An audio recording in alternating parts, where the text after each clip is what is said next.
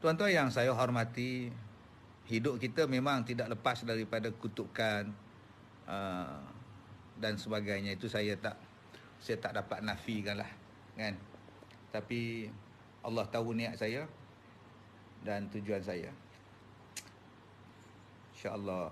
Saya tak ada jasa banyak dalam dakwah. Saya cuma mengajak. Sebab ilmu saya pun tak tinggi.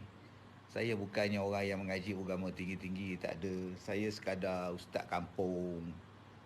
Ustaz guru pondok aja, tak ada apalah. Ya. Tak layak pun dipanggil ustaz. Tapi saya nak ada juga sumbangan saya. Mungkin akan disoal oleh Allah, apa yang kamu buat di atas muka bumi ni. Apa yang kamu perjuangkan. Sekurang-kurangnya apa yang saya buat walaupun kontroversi dan sebagainya, mudah-mudahan adalah sedikit untuk saya menjawab di hadapan Allah. Okey. Orang nak kecam itu nama bermanusia. Kalau tak nak mengecam atau tak nak dikecam, kita berkawan dengan binatang. Binatang tak ada kecam kita. Tapi kita berdakwah pada manusia, memang kerja kita untuk dikecam dan kita akan membiarkan diri kita dikecam. Cerita pada tuan-tuan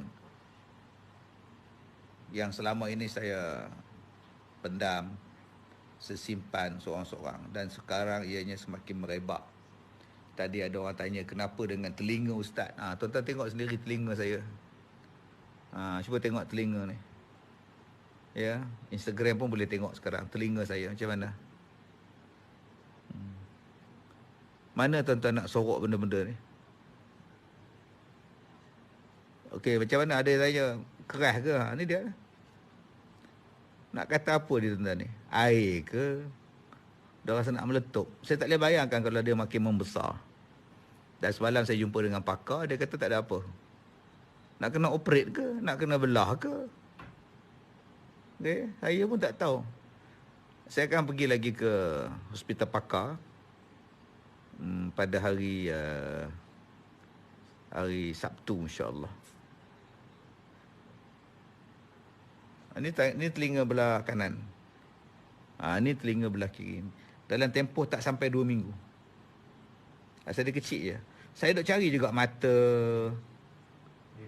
Kok ada mata ke, ada nanah ke, darah ke, tak ada. Dan inilah yang berlaku pada kaki saya dulu, macam ini. Dan bila doktor buang benda ni di kaki saya, dia mula jadi kod lain pula. Jadi saya takut nanti benda yang sama akan berulang. Jadi ada yang tanya mana dia yang keluar darah tu. Ini. Dia boleh meleleh darah, keluar darah. Ni di bahagian atas ni, tuan-tuan tengok di bahagian kening ni kan. Ni. Di bahagian kening saya ni. Tuan-tuan boleh nampak. Okey, dan di bawah kening ni dia keluar darah. Sekarang saya bubuhkan lotion, bubuh krim supaya dia hentikan bleeding. Dan yang terbaru berdarah di mana tadi Di sini ada satu. Di sini ada satu lepas maghrib tadi. Ini dia jadi hitam. Di sini di bawah ni baru jadi. Tuan-tuan tengok di bawah mata ni, ada 2 tompok ni. Ini baru jadi. Okey. Yang ni, ni bawah ni baru jadi. Ini saya tutup dengan plaster lah. Saya tak nak orang tengok luka. Nanti kawan datang dari 2 kereta, 3 kereta datang nanti, saya tak nak tengok takut. Dan tuan-tuan pun jangan takut. InsyaAllah isteri saya tak berjangkit dengan saya. Anak-anak saya pun tak ada berjangkit. PA saya, pembantu-pembantu saya, driver saya pun tak ada berjangkit. Ayah Cho pun tak ada berjangkit. Ustaz Ahmad pun tak ada. Sihir hanya berlaku pada saya dan insya-Allah saya sajalah yang menanggung. Jadi tuan-tuan tak perlulah susah hati. Nanti tengok live saya kan aku kena sihir Ustaz Kazim pula, macam Ustaz Kazim pula. Kan 7,000 orang kena sihir malam ni. Berkenaan dengan ustaz-ustaz yang duk kutuk saya tu, alhamdulillah, syukur pada Allah, terima kasih sebab mereka prihatin pada saya. Saya doakan mereka tidak kena sihir, dilindungi oleh Allah dan diberikan kesempatan untuk terus berdakwah dengan mudahnya. Jadi saya rasa memang peluang saya untuk berhadapan dengan tuan-tuan dah mungkin semakin sikit lah, makin tipis. Tuan-tuan tengok mata saya. Nak buka, nak celik pun. Nak celik pun tak boleh. Dia membesar sini. Ya. Sebab tu saya minta doa daripada tuan-tuan. Juga pertolongan. Kalau ada pakar-pakar doktor yang boleh merawat saya. Ustaz-ustaz, perawat-pengamal perubatan untuk membantu. Saya pun buat untuk diri saya. Saya pun buat. Siang malam saya baca. Dengan pelbagai pengetahuan sedikit yang saya ada untuk dinding diri saya. Nampak? Boleh bertahan sampai sekarang. Cuma saya takut makin teruk serangan yang diberikan. Saya tak mampu lagi menahannya. Itu yang saya minta tolong. Mudah-mudahan Allah makbulkan permintaan doa tuan-tuan dan doa saya. Saya takut nanti saya dah tak boleh bercakap. Saya tak boleh lagi berdakwah. Ya, tuan-tuan tengok mata saya pun menakutkan kan. Nak buka mata pun tak boleh dah. Tak boleh buka. Kelopak. Mata jadi besar. Saya tak minta duit pun. Jangan cakap saya buat live macam ni minta duit tuan-tuan. Tak. Saya tak ada minta duit. InsyaAllah saya akan merawat. Guna duit saya sendiri. Kalau tak ada duit saya jual lah. Rumah saya ke, kereta saya ke. Sebab saya nak dakwah. Saya nak terus bercakap. Walaupun banyak usaha untuk menghentikan dakwah saya. Dan saya harap pada tuan-tuan pun janganlah takut dengar ceramah saya, takut hadir ceramah saya. Tak ada jangkit insya-Allah. Tak ada kena sihir pada tuan-tuan.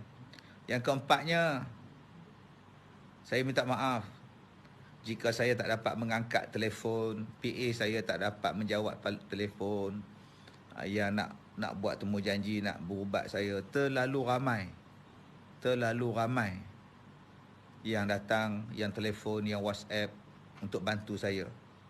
Jadi kami bagi peluang satu untuk bagi merawat saya. Jadi harap janganlah marah-marah. Ada yang marah telefon, marah-marah. Saya minta maaf kalau kesalahan pada PA saya, kelemahan beliau tak dapat menjawab. Kalau saya pun tak dapat nak baca WhatsApp. Dalam masa sehari hari itu 400 yang masuk nak menawarkan dan sebagainya bantuan. Tapi tak dapat kita nak jawab semuanya. InsyaAllah yang bersungguh-sungguh nak bantu, terima kasih. Ada yang datang dari Melaka, dari Terengganu, dari Johor, dari Kedah, dari Thailand pun sampai. InsyaAllah dari Thailand. Dari mana? Dari Thailand akan sampai pada hari Ahad nanti. Dan insyaAllah doktor dari India akan datang. Alhamdulillah. Krim doktor ni jangan cakap dengan saya lah. Krim farmasi ke, doktor ke, saya rasa dah berbotol, berbulat-bulat tu nak panggil apa dah tiup yang macam ubat gigi tu, yang bulat-bulat tu, yang boleh buka tu. Yalah, nak panggil apa Yang itu pun dah tak tahu dah punya banyak dah. Jadi jangan tuan-tuan cakap saya tak jumpa doktor, saya tak buat rawatan. Saya tetap pergi sana. Okey. Saya buat rawatan. Dan saya bagi peluang pada mereka dah. Tapi kalau ada lagi doktor-doktor yang nak bantu saya sangat-sangat alu-alukan. Yang betul-betul ikhlas nak bantu. Antara benda yang saya minta sangat ialah kebolehan untuk saya tidur. Merawat masalah tidur saya yang tak boleh tidur. Kemudian merawat penyakit saya ni, yang muka badan saya ni. Gatal tak Ustaz? Tak gatal. Tak ada gatal, nak garuk tak ada. Cuma dia pedih. Bila dia luka tu dia jadi pedih. Dia tak ada gatal, merenyam ke, tak ada. Ya. Dan ini bukan saya garu. Saya tak garu. Ya, saya tak garu. Yang ini pun saya tak picit. Jangan kata saya picit macam jerawat pula. Tak. Saya tak picit pun sebab dia tak ada mata. Macam berlaku dekat kaki saya hari tu. Dia tak ada mata. Doktor main potong je. Bila potong dia jadi macam yang tuan-tuan melihat dalam meletup semalam. Jadi sebab tu saya tak berani nak usik ni. Macam Mawar Edi sebut tadi, saya tak berani nak usik. Muka saya makin hitam, makin gelap. Kalau tengok tangan saya ni, badan saya putih, cerah, mai ke muka ni dah jadi satu benda gelap. Jadi insya-Allah saya minta maaf kepada yang belum ada respon